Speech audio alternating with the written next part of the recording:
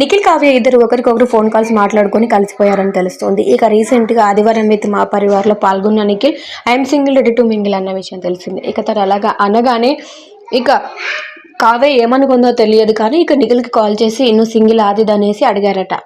ఇక ఇక నువ్వే పట్టించుకోవట్లేదు కదా అని నిఖిల్ అనడంతో ఇక నువ్వే నన్ను దూరం పెడుతున్నావు కదా, నేను ఎంత కావాలనుకున్నా, అందుకోసమే ఆ శోపరంగా అలా అనాల్సి వచ్చిందని ఇక నిఖిల్ అన్నారట.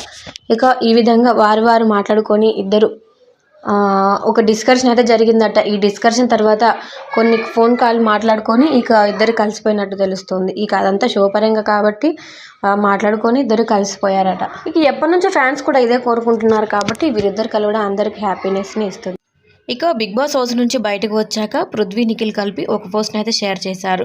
డూ వి రియల్లీ కేర్ అని క్వశ్చన్కి నాట్ ఎట్ ఆల్ అని రిప్లై ఇచ్చారు నిఖిల్. ఇక నువ్వు దీన్ని నిజంగా కేర్ చేస్తావా అంటే లేదు ఎప్పటికీ అనేసి, ఎప్పటికీ చేయను అనే విధంగా నిఖిల్ అయితే రిప్లై ఇస్తూ వచ్చేసారు. ఇక బయటకు వచ్చాక కూడా వీరిద్దరు ఫ్రెండ్స్గా ఉంటూ ఎంజాయ్ చేస్తున్నారు.